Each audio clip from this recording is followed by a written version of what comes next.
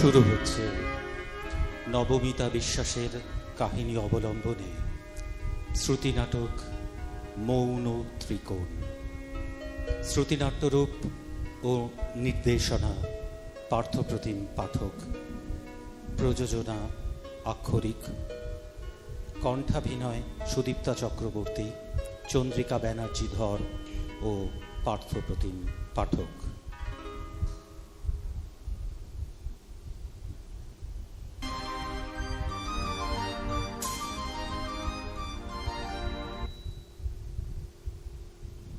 Hello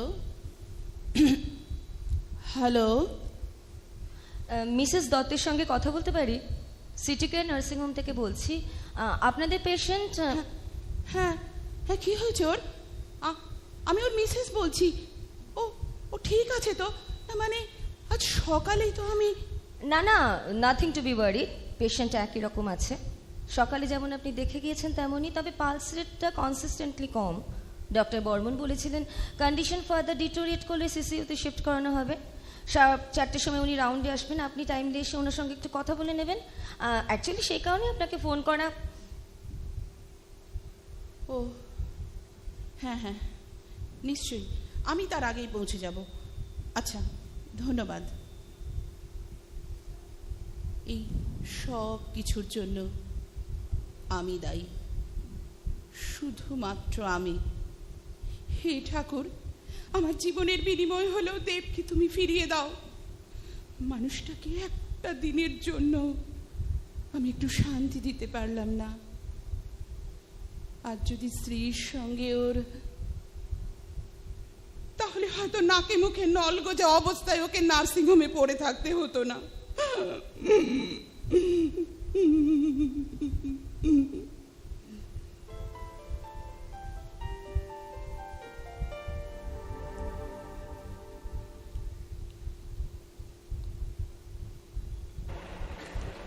ticket ticket ticket, এদিকে ladies টিকিটগুলো বাড়াবেন, হাত বাড়াবেন। টিকিট টিকিট টিকিট হয়ে গেছে।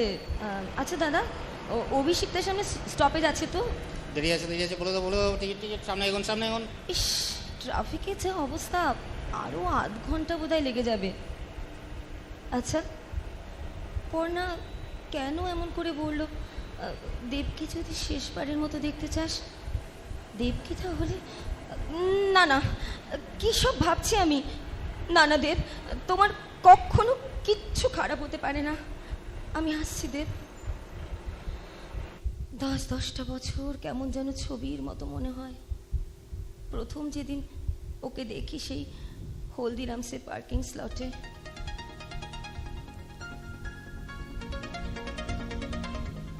এই হ্যালো পর্ণা, এই তোর কথা না শুনতে পাচ্ছি না।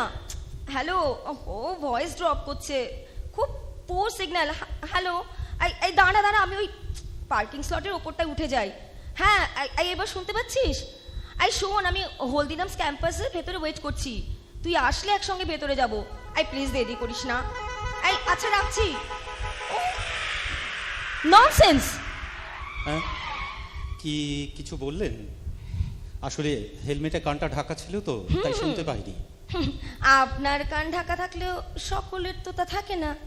একটা প্রাইভেট ক্যাম্পাসে ঢুকে কত জোরে হর্ন বাজানো উচিত, আর কত স্পিডে গাড়ি চালানো ভদ্রচিত কাজ, সেই কাণ্ডজ্ঞানটুকু তো সকলের থাকে না। সেটাই বলছিলাম। তো ম্যাডাম, স্পিডে না চালালে অ্যাসেন্ডিং চ্যানেলে গাড়িটা তুলতাম কি করে? কি আপনি কি ধাক্কা দিয়ে আমাকে সাহায্য করতেন? না না না, মানে আমাকে নয়, আমার গাড়িটাকে। ধাক্কা তো আপনি আমাকে দিচ্ছিলেন, আর একটু হলে... আসল ধাক্কাটা তো আমি খেয়ে গেলাম ম্যাডাম। যাকে হর্নে একটা ভলিউম রেগুলেটর থাকা উচিত ছিল বলছেন, তবে আপনি বললে কিন্তু একটা মোৎজার্টের সিম্ফনি বাজানোর কথা ভেবে দেখতে পারি। সভ্য একটা, ডিসগাস্টিং। আপনার মতো লোককে কি করে সাহায্য করতে হয় আমার বেশ জানা আছে।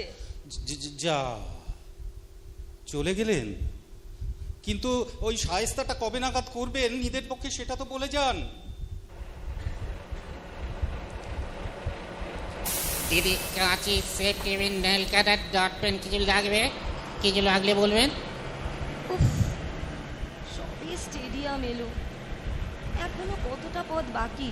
আচ্ছা, পর্ণা আমাকে সরাসরি নার্সিংহোমে না গিয়ে বাড়িতে আসতে বললো কেন? দেবকি তবে বাড়িতেই আছে, তাহলে কন্ডিশনস নিশ্চয়ই কিছুটা স্টেবল। 10 বছর পর আজ আবার দেখা হবে পর্ণা দেবের সঙ্গে, কিন্তু এভাবে এই পরিস্থিতিতে জাস্ট ভাবতে পারছি না।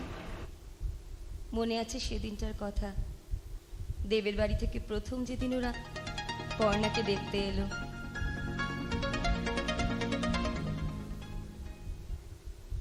এই শোন, ছেলের বাড়ি থেকে আজ যখন আমাকে দেখতে এলো, তুই শ্রীমান পাত্রমশাইয়ের সঙ্গে এমন ভাবে কথা বলছিলি যেন মনে হচ্ছিল তোর বহু কালের পরিচয়। তোকে আবার বলছিল তাই বলে ব্লাড সুগার ধরিয়ে দিয়ে সাহায্য করবেন না প্লিজ। তুইও তো দেখলাম একদম হেসে গড়িয়ে পড়লি। কি ব্যাপার, চিনতিস নাকি ভদ্রলোককে? আরে বলিস না, প্রথমটাই তো আমি নিজেই বেশ ঘাবড়ে গিয়েছিলাম ওর মুখোমুখি হয়ে। স্বপ্নেও ভাবিনি কখনো জীবনে দ্বিতীয়বার আর মুখোমুখি হতে হবে ওর, তাও আবার কিনা আমারই বোন কম্পেনিয়ন পর্ণা ডার্লিং এর মোস্ট এলিজিবল গ্রুম হিসেবে।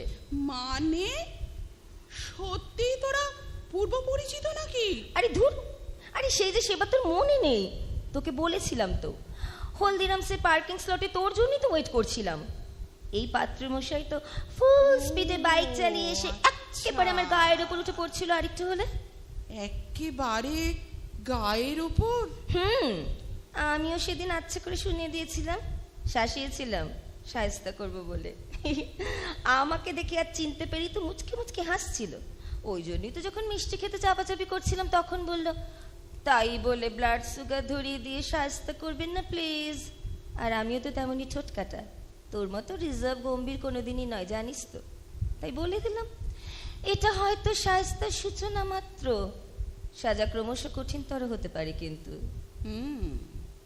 তবে একটা জিনিস দেখলাম, দেবজিৎ বাবু কিন্তু তোর সঙ্গে কথা বলতে যতটা রিল্যাক্সড, আমার সঙ্গে ঠিক ততটাই আড়ষ্ট। আমার স্কুল টিচিং এর ব্যাপারে কোনো জিজ্ঞাসা নেই, অথচ তোর বাড়ি, অফিস, কেরিয়ার সবকিছু নিয়ে কত কৌতূহল।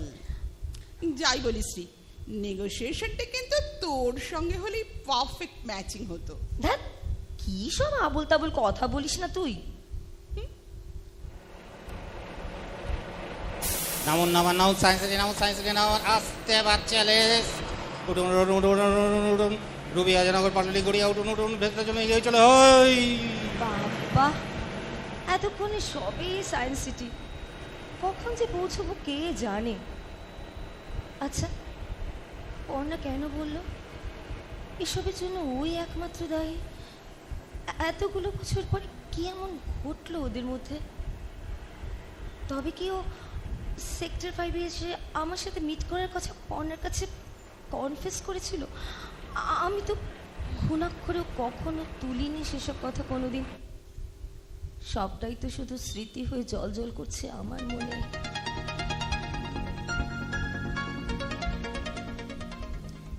আরে দেবজিৎ বাবু, আপনি এখানে? কি ব্যাপার, এদিকে কোনো কাজে এসেছিলেন নাকি? কাজ তো বটেই, খুবই প্রয়োজনীয়। আচ্ছা, আপনার হাতে একটু সময় হবে? হ্যাঁ বলুন না, ইনফ্যাক্ট অফিস থেকে বেরিয়ে আমি তো বাড়ির দিকে যাচ্ছিলাম। কিন্তু এখানে দাঁড়িয়ে বলবো? তাহলে উপরে চলুন ক্যাফেটেরিয়ায়, কফি খেতে খেতে আপনার কথা শুনে যাবে। তো ক্যাফেটেরিয়ার বদলে কাফে কফি ডে হলে নিশ্চয়ই খুব একটা আপত্তি হবে না আপনার? কিন্তু সিসিডি তো এখান থেকে বেশ কিছুটা দূরে, সেই সিটি সেন্টারে যেতে হবে। আমার বাহনটির ওপর কি আপনার একটুও ভরসা নেই? দেখুন, মোটজার্টের সিম্ফনি হর্ন লাগিয়ে নিয়েছে কিন্তু, আর গিয়ার বক্সও একেবারে খুলে দিয়েছি। আপনি না, রোলার কম্প্যাক্টরের চেয়ে এক দাগও বেশি স্পিড উঠবে না, গ্যারান্টি দিচ্ছি, সত্যি বলছি। নিন নিন নিন, হেলমেটটা পরুন তো, আমাকে জরিমানার হাত থেকে রেহাই দিন। আপনি না সত্যি একটুও বদলাননি দেবজিৎ বাবু। ধরে উঠবেন।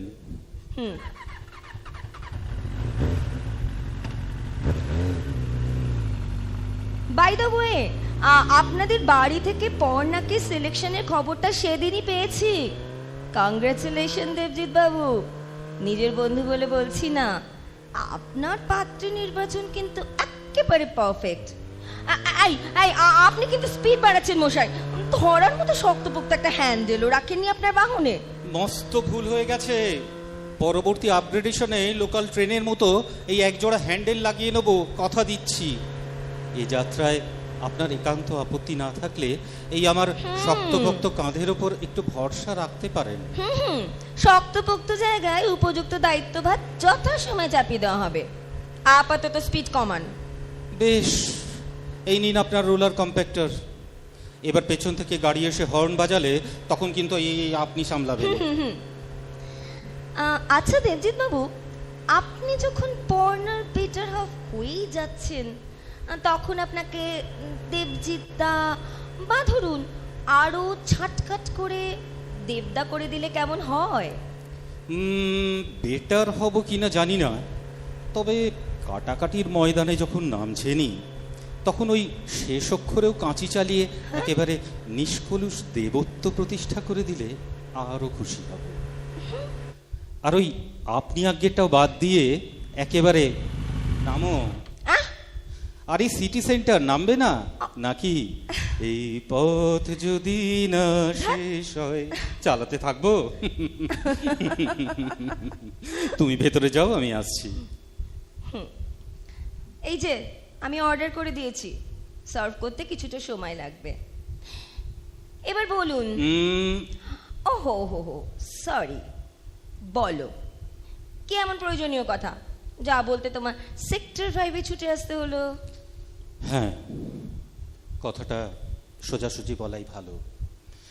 সেদিন অপর্ণাদের বাড়ি গিয়ে পাত্রী নির্বাচন আমরা ফাইনাল করেই এসেছি।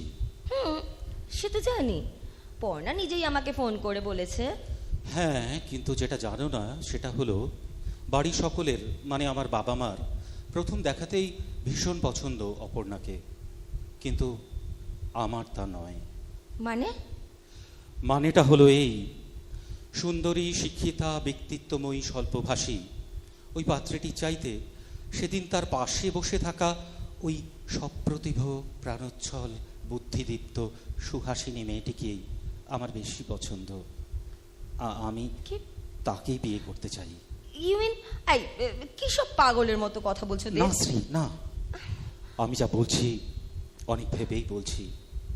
বাবা মায়ের অমতেই আমি তোমাকে হলদিরামের পার্কিং স্লটে প্রথম দেখাতেই তোমাকে আমার আশ্চর্য রকম ভালো লেগেছিল। মনে মনে ঠিক করেছিলাম বিয়ে যদি করতেই হয় ঠিক এমনই একটা মেয়েকে বিয়ে করব, যে তোমার মতো প্রতিবাদ করতে জানে, প্রয়োজনে কঠোর হতে জানে। স্বপ্নেও ভাবিনি জানো তোমার সঙ্গে দ্বিতীয়বার এ জীবনে আর দেখা হতে পারে। ঘটনাচক্রে সেটাই যখন হলো, আমার কাছে সেটা ওপরওয়ালার অভিপ্রায় ছাড়া আর কিচ্ছু নয়। এখন তোমার যদি অমত না থাকে, আমি তাহলে নিজে গিয়ে তোমার বাবা মার সঙ্গে। না দেব, তা হয় না। কি বলছো?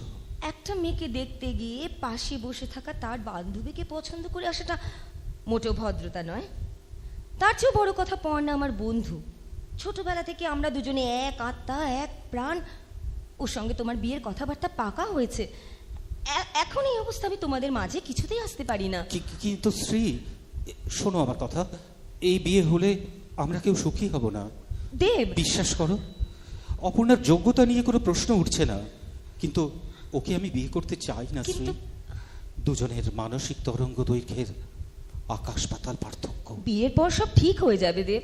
আর পর্ণা সত্যি খুব ভালো মেয়ে দেব, আর আমার চেয়েও অনেক বেশি সুন্দরী আর বিচক্ষণ। ও তোমাকে খুব সুখী করবে, দেখে নিও। তখন দেখবে আমার কথা তোমার মনেও থাকবে না। সুগার কিউব কটা দেব? আচ্ছা, সত্যি করে বলো তো, আমার প্রতি কি তোমার কোনো সফট কর্নার নেই? আমাকে কিন্তু এবার উঠতে হবে। আনইউজুয়াল দেরি হলে মা খুব টেনশন করেন। আমার প্রশ্নের উত্তর দাও শ্রী, স্পিক আউট। আমার ব্যাপারে তোমার কি কোনো স্পেশাল ফিলিং নেই? না না না, নেই। সত্যি চাও না আমাকে? নিজের বন্ধুর সংসার ভেঙে চাই না। কিন্তু শ্রী, যে সংসার এখনো গড়েই ওঠেনি সেই সংসার ভাঙার প্রশ্ন উঠছে কি করে? শ্রী, শোনো আমার কথা। তুমি যদি আমাকে রিফিউজ করো তাহলে প্রবল অনিচ্ছা সত্ত্বেও হয়তো অপর্ণাকেই আমি বিয়ে করব। কিন্তু জেনে রেখো, এই বিয়েতে আমরা কেউ সুখী হব না। কি সব পাগলের মতো কথা তখন থেকে তুমি বলছো দেব? তোমাদের বাড়িতে সকলে ওকে পছন্দ করে ফাইনালি কথা দিয়ে দিয়েছেন। ওদের আত্মীয় স্বজন বন্ধু বান্ধব সকলকে জানানো হয়ে গেছে।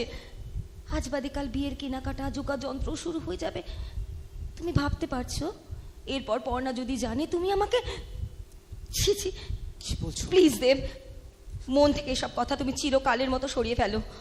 শ্রী, যেটা করছো হয়তো সেটাকেই বলা হয় আত্মপ্রবঞ্চনা। জানি না, এজন্য জীবনে কখনো আফসোস করতে হবে কিনা ভেবে দেখেছো? ভাবতে চাই না। আমাকে কিন্তু সত্যি এবার উঠতে হবে। অভিষিক্তা, অভিষিক্তা, অভিষিক্তা, কে নামের বলছিলেন? এই আসুন অভিষিক্তা, আসতে লেডিস। নামবো নামবো, বাঁধবেন আস্তে। উফ, পাক্কা 1 ঘন্টা লাগিয়ে দিল। 2টোর মধ্যে ঢুকে যাব ভেবেছিলাম। বাবা, কমপ্লেক্সটা তো গত 10 বছরে অনেকটাই চেঞ্জ হয়ে গেছে। দেখে তো চিনতেই পারছি না কিছু। কত নম্বর ব্লক ছিল যেন? Security, security.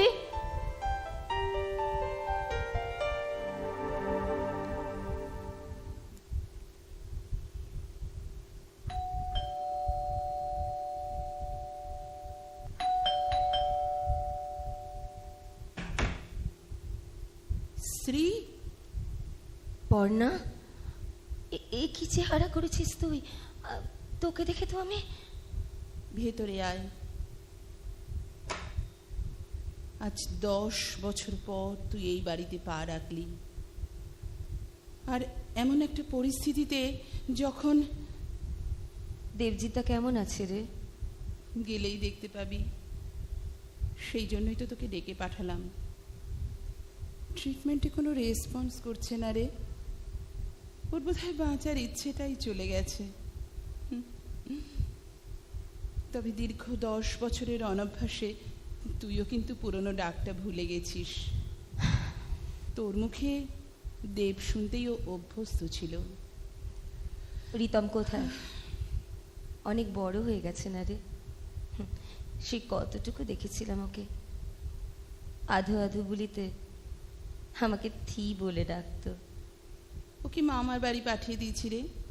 2 বেলা হসপিটালে ছোটাছুটি করতে হচ্ছে তো, নিজেরই স্নান খাওয়ার কোনো ঠিক থাকে না। চা কফি কিছু খাবি? তুই ব্যস্ত হোস না, আমি বাড়ি থেকে লাঞ্চ করে বেরিয়েছি।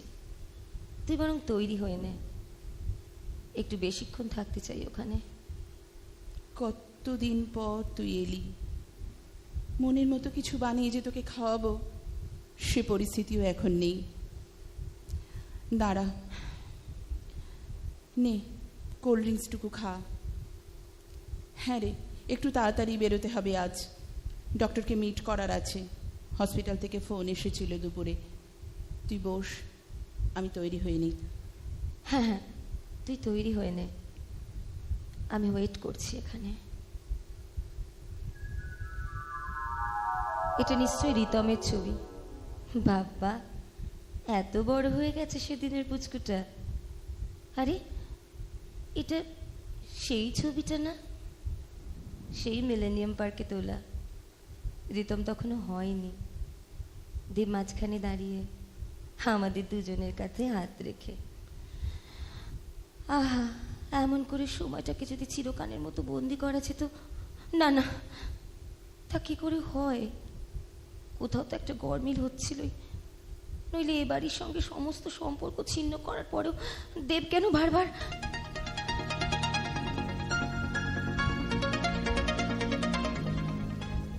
তুমি আবার আমাকে ফোন করছো দেব?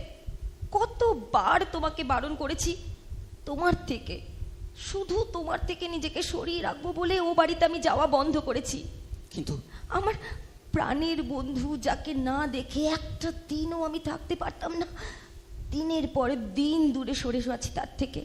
আমার ছোট্ট রিতমটাকেও কতদিন চোখে দেখা দেখিনি। আর কি চাও তুমি আমার কাছে? তাহলে তাহলে বলো, বিয়েটা কবে করবে? আচ্ছা, সানডে ক্লাসিফাইডে একটা ছোট করে অ্যাড দিয়ে দিই তোমার জন্য। না না না, কেন একই কথা তুমি বারবার জিজ্ঞেস করো আমাকে? সবাইকে বিয়ে করতেই হবে এমন কোনো কথা আছে? আর বিয়ে করলে কি সব পাওয়া হয়ে যায় জীবনে? সব সমস্যার সমাধান হয়? না, তা তো হয়ই না, বরং সমস্যা তাতে আরো বাড়ে। আর সেটা আমার যে ভালো আর কে বা জানে। আবার সেই এক কথা, জানোই যদি, তাহলে কেন আমাকে বলছো বিয়ে করতে? আর পর্ণার মতো একটা শান্ত শিষ্ট অ্যাডজাস্টেবল মেয়েকে কেনই বা তুমি মানতে পারছো না? কে কে বলেছে পারিনি? আমি মেনেছি তো। ওর প্রতি কখনো কোনো খারাপ ব্যবহার করেছি? কোনো অভাব রেখেছি ওর প্রতি দায়িত্ব কর্তব্যে কোনো অবহেলা করেছি আমি? বলো, কোনো সুযোগ সুবিধের কোনো কিছুর অভাব রেখেছি? সব কিছুর তো খেয়াল রেখেছি আমি। অপর্ণা বলতে পারবে ওকে আমি কোনো রকম কষ্ট দিয়েছি বা অসম্মান করেছি? না, সেটাও কখনো বলেনি তো, আর বলবেও না কোনোদিন, সেটা জানি। কিন্তু ওর মনে যে একটা চাপা কষ্ট আর অভিমান আছে, সেটা আমি বুঝতে পারি। ও কিন্তু ভীষণ অনুভূতি প্রবণ আর বুদ্ধিমতী মেয়ে। সবকিছুর মধ্যে থেকেও তোমার এই না থাকাটা, এই অঘোষিত দূরত্বটা ও কিন্তু ভালোই বুঝতে পারে। এটা আমি বলে দিলাম। বুঝলাম, কিন্তু আমি বা কি করব? ওর সঙ্গে আমার যে মনের মিল হয় না। দেব, প্লিজ। আমি জানি অপর্ণা ভালো মেয়ে, আদর্শ স্ত্রী, আদর্শ মা, আদর্শ বৌমা, কিন্তু আমি যেমনটা চাই ও তো তেমনটা নয় শ্রী। ও আর আমার মনে তন্ত্রী যে এক সুরে মেলে না। সে এক কথা। ও তোমার মতো উচ্ছল হয়ে হাসে না, আনন্দ বা দুঃখে গান গেয়ে ওঠে না, অনর্গল কথা বলতে পারে না, মজা করতে পারে না। ওর সব কিছু বড় বেশি রকমের মার্জিত, শান্ত, সংযত। এত গম্ভীর ব্যক্তিত্বের মধ্যে স্বাভাবিক আবেগের প্রকাশ ঘটে না শ্রী। তাই তো ওকে আমার নিজের সঙ্গে একাত্ম করে কখনোই ভাবতে পারি না। আমি যাকে খুঁজি একমাত্র তুমি ছাড়া আর কারোর মধ্যে তা। চুপ করো দেব, এসব কথা আর একবারও বলবে না। সত্যি বলছি শ্রী, ওর ব্যক্তিত্বে আমার যেন কেমন দম বন্ধ হয়ে আসে। অপর্ণা জমাট বাঁধা কঠিন পর্বতের মতো দৃঢ়, উন্নত, অবিচল, কিন্তু আমার তো এই ঝর্ণার মতো কলকল, উচ্ছলতা, প্রবাহমানতা, চঞ্চলতা ভালো লাগে শ্রী।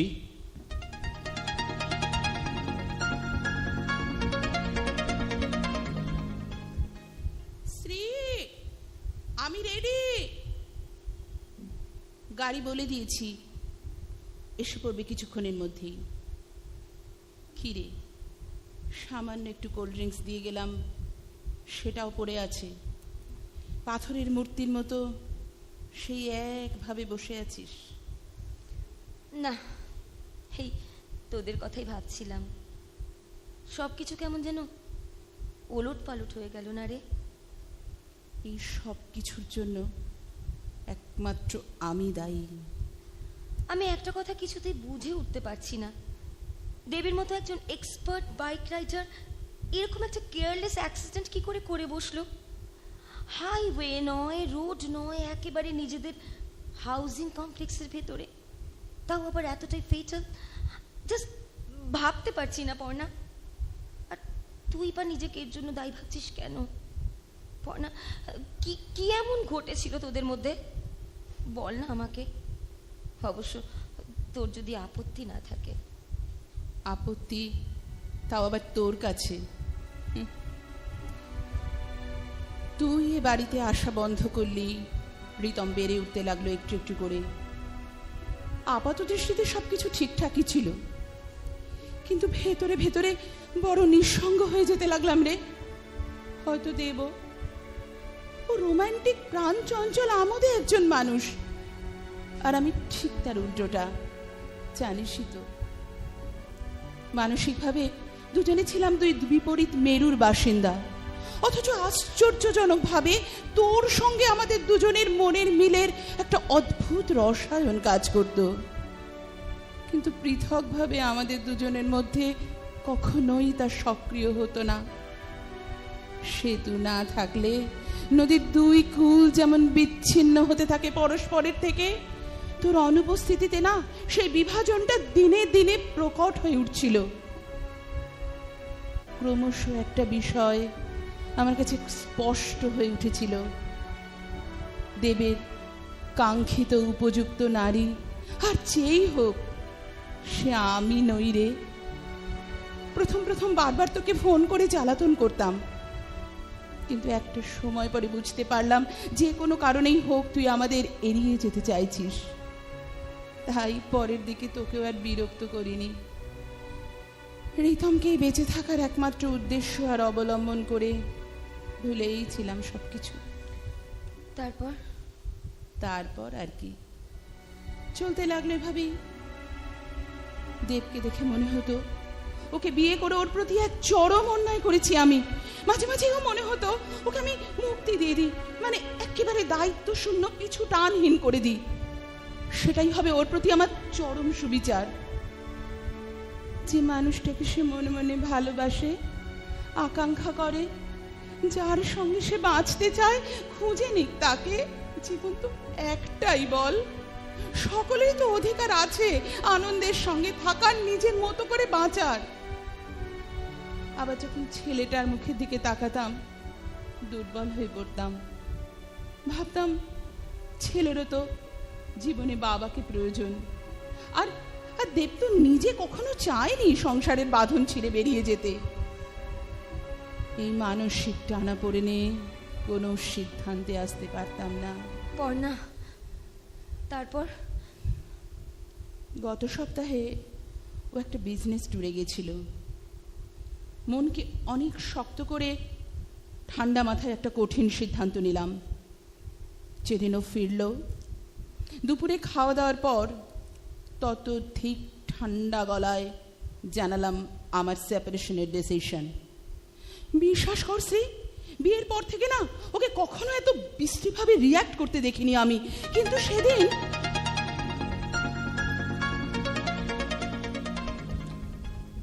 What nonsense! কি ভেবেছো কি তুমি? সংসারটা ছেলে খেলা করার জায়গা? কেন কেন কেন কেন সেপারেশন চাইছো? কোন গ্রাউন্ডে? এরপর কি চাইবে? ডিভোর্স? প্রয়োজন পড়লে সেটাও। বিয়ের 12 বছর পর কিসের জন্য প্রয়োজন পড়লো সেটাই তো জানতে চাইছি। আমি চাইছি সেটাই কি যথেষ্ট কারণ নয়? না, নয় নয় নয়। আমার একটা মান সম্মান আছে, সামাজিক মর্যাদা আছে। সামাজিক মর্যাদা, ঠিক। সামাজিকতার শুকনো বোঝা তো অতদিন ধরে টানলে, আর কেন? এবার আমি নিজেই তোমাকে মুক্তি দিতে চাই। তার মানে আমি কখন বলেছি তুমি আমার বোঝা? না, তুমি বলনি তো। ধরে নাও সেটা আমিই বলেছি। Aparna, don't be silly. আমাদের মাঝখানে রিতম আছে, বোঝার চেষ্টা করো। ওর একটা ভবিষ্যৎ আছে। তাছাড়া বাড়ির সবাই তো আমাকে ভুল বুঝে তোমাকেই সাপোর্ট করবে। বিনা দোষে একটা মিথ্যে অপবাদের দায় কেন আমি ঘাড়ে নিতে যাব বলতে পারো? রিতম আর বাড়ির ব্যাপারটা আমি বুঝে নেব, তোমাকে কোনো দায় নিতে হবে না। Get lost! Oh my god! তারপর? তারপর আর কি, রেগে অগ্নিশর্মা হয়ে উৎভ্রান্তের মতো ঘর থেকে বেরিয়ে গেল দেব। জোরালো শব্দ তুলে বাইকে স্টার্ট দিয়ে দুরন্ত গতিতে বেরিয়ে যাওয়ার আওয়াজ আমি ঘর থেকে শুনতে পেয়েছিলাম। কয়েক মুহূর্ত পরে কমপ্লেক্সের মেন গেটের কাছ থেকে আসা এক বিকট শব্দ শুনে ছুটতে যায় ব্যালকনিতে। দেবের দোমড়ানো মোচড়ানো শরীরটা দলা পাকিয়ে পড়ে আছে পিলারের পাশে। ধাক্কা খেয়ে ছিটকে পড়া বাইকের চাকা দুটো তখনও প্রচন্ড গতিতে ঘুরে চলেছে। গলাটা ভিজিয়ে নে পর্ণা।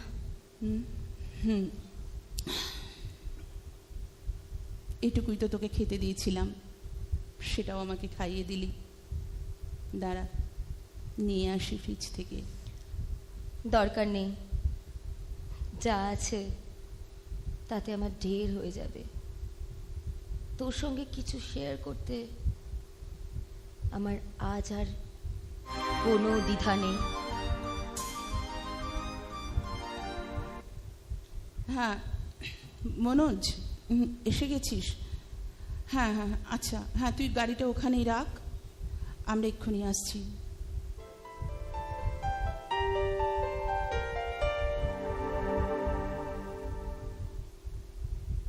উঠে আয় শ্রী, 3 তলায় 302 নম্বর কেবিন। আয়। কিরে, দরজার কাছে দাঁড়িয়ে রইলি কেন? ভেতরে আয়। দেব, শুনছো? দেখো কে এসেছে। শ্রী এসেছে তোমায় দেখতে। দেখো দেব, একটিবার চোখ খোলো প্লিজ। এ তোমার কি চেহারা দেখছি দেব! সারা শরীরে ব্যান্ডেজ, অজস্র পাইপ আর যন্ত্রপাতি জড়ানো একটা নিষ্পন্দ দেহ। কোথায় সে প্রাণবন্ত রঙ্গ তামাশা ভরা মুখ, কোথায় সে দুষ্টুমি মাখা হাসি? সারা মুখে কি নিদারুণ যন্ত্রণার ছাপ। চোখের পাতা দুটো যেন কেঁপে উঠলো, মনে হলো চোখ মেলার চেষ্টা করছে। হ্যাঁ, ওই তো চোখ খুললো। ও কি তাহলে দেখতে পাচ্ছে আমাকে? দেখ শ্রী, তোর দিকে কেমন এক দৃষ্টে তাকিয়ে আছে। ব্রেনের সিটি স্ক্যান আর এমআরআই দুটো রিপোর্টই ভালো। ডক্টর বর্মন বলছিলেন অ্যাক্সিডেন্টেও সারা শরীর জড়প্রায়, কিন্তু বোধ শক্তি আর সংবেদনশীলতা প্রবল। শ্রী, তুই একটু থাক ওর কাছে, আমি ডাক্তারের সঙ্গে কথা বলে এক্ষুনি আসছি। ঠিক আছে, তুই যা, আমি আছি। দেব, অমন করে কি দেখছো আমার দিকে? আমি তো শ্রী, তোমাকে দেখতে এসেছি। কেন এমনটা ঘটলো দেব? তোমাদের সুখী দেখবো বলেই তো আমি। এ কি, চোখের কোণে জল কেন তোমার? ঠোঁট দুটো এমন কাঁপছে কেন? সিস্টার, সিস্টার, অ্যাটেন্ডিং নার্স কে আছেন? আপনি এদিকে আসুন ম্যাডাম, আমি দেখছি। দেখি তো মিস্টার দত্ত, টিস্যু পেপার দিয়ে চোখটা একটু মুছিয়ে দিই। Very good. জল খাবেন 1 চামচ? আরে বাস, এ কি দেখছি? Anything wrong sister? No no no, absolutely not. ট্রিটমেন্টে রেসপন্স করছে পেশেন্ট এই প্রথমবার। Remarkably positive signal. স্যারকে এক্ষুনি জানিয়ে আসি। উনি অবশ্য রাউন্ডেই আছেন এখন। টিস্যু পেপার বক্সটা ক্যাবিনেটের উপর রইল ম্যাডাম, পেশেন্টের প্রয়োজনে ব্যবহার করবেন। দেব, তুমি প্লিজ তাড়াতাড়ি সুস্থ হয়ে ওঠো। এই সিক বেডে তোমাকে আমি কিছুতেই মেনে নিতে পারছি না। তুমি যা চাইবে সেটাই হবে। তুমি যার হাত আমাকে তুলে দিতে চাও দিও, তুমি শুধু সুস্থ হয়ে ওঠো প্লিজ দেব, প্লিজ। তোমার মাথায় একটু হাত বুলিয়ে দিই, একটু ঘুমোবার চেষ্টা করো লক্ষ্মীটি। একদম টেনশন করো না, তুমি সম্পূর্ণ সুস্থ হয়ে যাবে। আমরা আবার আগের মতো হই হই করবো। শ্রী, শ্রী, নার্সের কাছে সব শুনলাম। আমি ডক্টর বর্মনের সামনেই ছিলাম তখন। আমি জানতাম তুই এলে এমন একটা কিছু মিরাকেল হবেই। পর্ণা, এবার তুই আয় ওর কাছে। আমি তো ছিলাম এতক্ষণ। না না, তুই ওখানেই থাক, আমি বরং বেডের ওপাশে গিয়ে দাঁড়াই। দেব, আমরা দুজনে মিলে তোমার মাথায় একটু হাত বুলিয়ে দিই। কিচ্ছু ভালো লাগছে না পর্ণা। এই মুহূর্তে তোর সঙ্গেও কথা বলতে ইচ্ছে করছে না রে। মনে হচ্ছে কোথাও নিঃশব্দে গড়িয়ে যাচ্ছে চেনা জানা একটা পৃথিবী, আর বর্তমান ফুলে মাথা ছাড়া দিয়ে উঠছে এক অপ্রিয় অচেনা জগৎ। আমি তো নিজেকে সরিয়ে নিয়েছিলাম পর্ণা, তাও কেন দেবকে সামলে রাখতে পারলি না তুই? কেন সুখী করতে পারলি না ওকে? ইস, কথাগুলো যদি চিৎকার করে তোকে বলতে পারতাম তাহলে বোধহয় একটু শান্তি পেতাম আমি। কি রে শ্রী, কি ভাবছিস মনে মনে? ভাবছিস তোর মনের কথাগুলো আমি কিচ্ছু বুঝতে পারছি না, তাই না? আমিও যদি পারতাম আমার মনের কথাগুলো উচ্চারণ করে তোকে বলতে।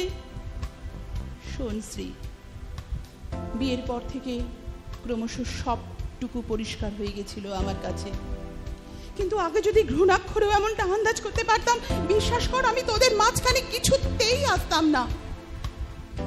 যখন বুঝতে পারলাম তখন অনেক দেরি হয়ে গেছে। কিন্তু তা সত্ত্বেও কেবলমাত্র সামাজিক অধিকারের জোরে তোর ভালোবাসাকে তোর থেকে ছিনিয়ে নিতে আমি চাইনি রে। তাই তো মুক্তি দিতে চেয়েছিলাম ওকে, যাতে বাধাহীনভাবে ও তোকে গ্রহণ করতে পারে। কিন্তু আমার নিয়তি দেখ, না পারলাম নিজে ধরে রাখতে, না পারলাম অক্ষত অবস্থায় তোর হাতে তুলে দিতে। তোকে তো কতবার বলেছিলাম শ্রী, আমাদের এখানে চলে আয়, তোর জিনিস তোকে বুঝিয়ে দিয়ে পাকাপাকি ভাবে আমি ছুটিনি। কিন্তু তুই এলি না, আজ সেই এলি। ততক্ষণে সব কিছু ওলট পালট হয়ে গেছে। কেন আসিনি তা তুই কি করে জানবি বল? দেব আর তোকে একসঙ্গে চোখের সামনে দেখলে কতটা উদারতা সে কিনা আমি শিখে উঠতে পারিনি রে। মনে মনে আমি যে ওকে সর্বস্ব দিয়ে বসেছিলাম, কিন্তু বন্ধু হয়ে তোর এত বড় সর্বনাশটাই বা কি করে করতাম বল? তাই তুই দূরে সরে থেকেছি। আমি জানি শ্রী, বন্ধুর সুখের সংসারে তুই কাঁটা হতে চাসনি, তাই তোর এই আত্মত্যাগ। ভেবেছিলি আমি কিচ্ছু বুঝতে পারবো না। এক ছাদের তলায় একসঙ্গে থেকে স্বামীর মনের খবর আমি রাখবো না, তোর মতো বুদ্ধিমতী মেয়ে এমনটা ভাবলি কি করে? স্বামী হিসেবে আমার প্রতি সমস্ত কর্তব্য পালন করে গেলেও ওর মন জুড়ে শুধু তুই ছিলি শ্রী, একমাত্র তুই। হ্যাঁ, দূরত্ব আর নৈতিকতার সমস্ত বাধা সত্ত্বেও শুধুমাত্র বাড়ির চাপেই ও আমাকে বিয়ে করতে বাধ্য হয়েছিল। তাই তো এবার সরে গিয়ে তোদের দুজনের মাঝের ফাঁকটুকু ভরাট করে দিতে চেয়েছিলাম।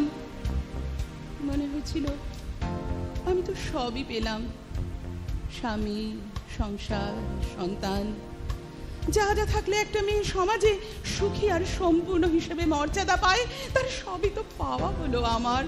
কিন্তু তুই কি পেলি? সবটুকুই তো বিসর্জন দিলি আমার জন্যে। এই ঋণের বোঝা আমি আর কিছুতেই বইতে পারছিলাম না রে। তাই তো দৃঢ় সংকল্প করেছিলাম, তোর ভালোবাসা আমি তোকে ফিরিয়ে দেব, একটা সাজানো সংসার উপহার দিয়ে যাব তোকে। সত্যিকারের বন্ধুর মতো কাজ করে আমিও মহান হয়ে থাকবো তোর কাছে। কিন্তু কি ভাবলাম আর কি হলো? অন্ধকার হয়ে এলো, নাকি মেঘ করেছে বোধহয়। দাঁড়া দেখি জানলার সামনে গিয়ে। কি রে, চোখের সামনে থেকে সরে গিয়ে মুখ লুকোলি কেন? মেঘটা কোথায় জমেছে? আকাশে নাকি চোখের কোণে? সামনে থেকে সরে গেলেই আমি আর বুঝতে পারবো না যে নিঃশব্দে তুই কাঁদছিস। দেবের মাথায় হাত বুলানোর অছিলায় কেন বারবার চেপে ধরছিলিস আমার হাতটা? খুব চেয়েছিস তো স্ত্রীকে, তাই না? কে? কাঁধে হাত রাখতে অমন চমকে উঠলি কেন? আমি তো। শ্রী, আমি আমি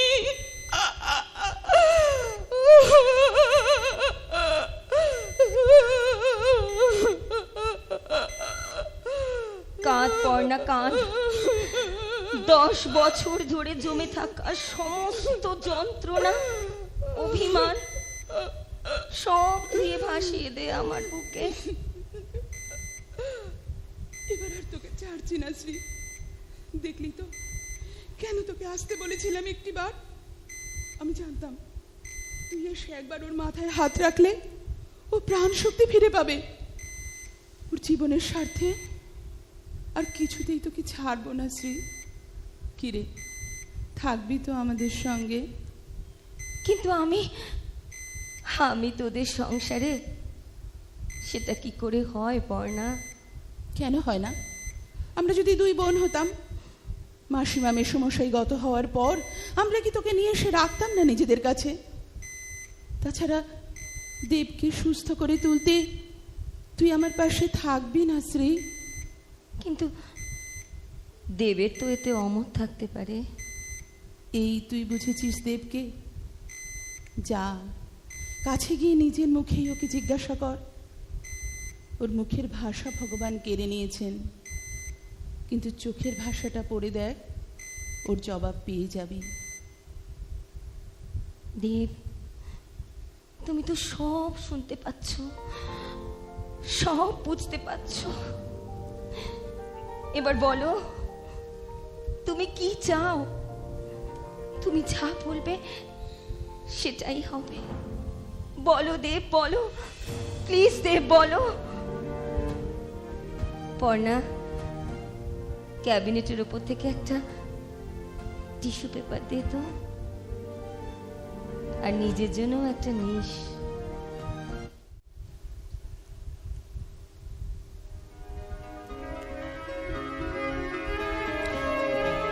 নবমিতা বিশ্বাসের কাহিনী অবলম্বনে মৌন ত্রিকোণ শ্রুতি নাটকটির অভিনয় এখানেই শেষ হল।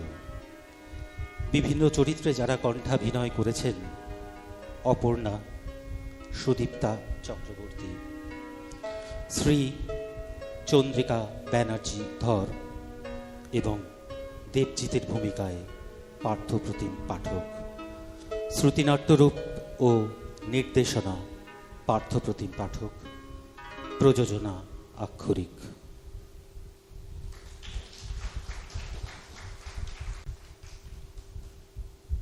ধন্যবাদ ধন্যবাদ। সকলকে।